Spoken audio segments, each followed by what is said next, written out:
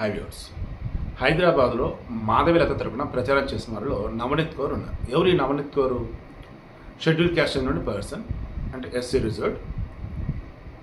ఈమె గతంలో మన తెలుగు సినిమాలో యాక్ట్ చేసింది. నో డౌట్ మంచి మాటగారి, మంచి సబ్జెక్ట్ ఉంది. అయితే ఈమె ఈసారి బీజేపీ నుంచి పోటీ చేసింది. గతంలో ఇండిపెండెంట్గా పోటీ చేసి మరీ గెలిచింది ఎంపీగా. ఈసారి బీజేపీ తరఫున పోటీ చేసి ఓడిపోయింది. దెన్ చాలామంది అంటున్నది ఏంటి, ఈమె ఇండిపెండెంట్గా ఉన్నప్పుడు గెలవటానికి ముందు ఆమె మాట్లాడిన మాటలు, గెలిచిన తర్వాత ఆమె మాట్లాడిన మాటలు అన్నీ కూడా ఎలా ఉన్నాయి? సమాజాన్ని స్టడీ చేసి చెప్పినట్టు ఉన్నాయి, విషయం మాత్రం మాట్లాడినట్టు ఉన్నాయి. ఈమె ఎప్పుడైతే బీజేపీలోకి వెళ్ళిందో ఇక అప్పటి నుంచి కొంచెం ఓవర్గా జై శ్రీరామ్ అనన్న వాళ్ళు పాకిస్తాన్ వెళ్ళండి అనటం కావచ్చు. నేను ఆ వీడియో చేసినప్పుడు చాలామంది అన్నారు, సార్ ఆ ముందు వెనక కూడా మీరు చూడాలి. ఆమె ఈ దేశంలో ఉంటూ జై శ్రీరామ్ అనే వాళ్ళని తప్పుగా మాట్లాడుతున్న వాళ్ళని ఆమె ఆవేలో వాళ్ళని ఖండిస్తారు అన్న తప్ప వేరేది కాదు. Yes agree.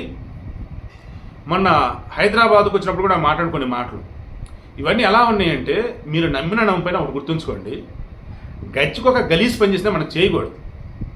మాధవీలత విషయం కూడా అదే చెప్పారు. కొంతమంది హట్ అవుతుంది కామెంట్ అని చెప్పేసి ఆ వీడియో నేను తీసేశాను. ఈవెన్ ఓడిపోయినందుకు నాకు బాధగానే ఉంది, ఎందుకంటే ఖచ్చితంగా ఆమె గెలవాలని కోరుకున్నాను నేను.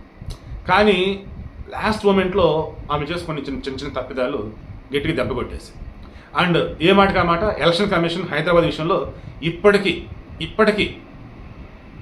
అనాలా లేదో నాకు తెలియట్లేదు, కానీ కొంచెం నెగ్లిజెన్స్ అయితే గట్టిగానే చూపిస్తూ ఉన్నారు. రాష్ట్రంలో ఉన్న నియోజకవర్గం మొత్తం ఒక ఎత్తు, హైదరాబాద్ లోక్సభ నియోజకవర్గం ఒక్కటే ఒక ఎత్తు. దీని ఒక్కదానికి ఫుల్ సెక్యూరిటీ పెట్టి వచ్చే వాళ్ళు ఎవరు, ఆడ మగ అండ్ ఐడి కార్డు వాళ్ళదా కాదని ప్రతి ఒక్కరు కనుక చెక్ చేసే విధంగా వందల మందిని పెడతారా, వేల మందిని పెడతారా సెక్యూరిటీని పెట్టి, అప్పుడు మీరు కనుక ఎన్నిక జరిపితే అప్పుడు నిజంగా ఎవరు గెలిచారు ఏంటంటే తెలిసింది. అప్ టు దట్ కొంతమంది చెప్తున్నట్టుగానే, నాకు అనిపిస్తున్నట్టుగానే హైదరాబాద్ జరిగేది నిజమైన ఎన్నిక కదా, నేను కూడా ఓపెన్గానే అంటున్నాను. ఇక పాయింట్కి వద్దాం. ఈ నవనీత్ కౌర్ విషయంలో కూడా పాపం ఏమైంది ఇప్పుడంటే, ఆమె కూడా పబ్లిసిటీని ఏం చేశారు, దేశమంతా వాడుకుంటున్నారు. అలా ఆమె దేశమంతా వాడుకునే మూమెంట్లో ఏమైంది, ఆమె మాట్లాడిన కొన్ని మాటలు ఏమైనాయి, ఆమె నియోజకవర్గంలో ఉన్నటువంటి వారికి నెగిటివ్ వేలో కనపడింది. దాంతో పాపం ఆమెకు ఓట్లేదు, దాంతో ఓడిపోయింది.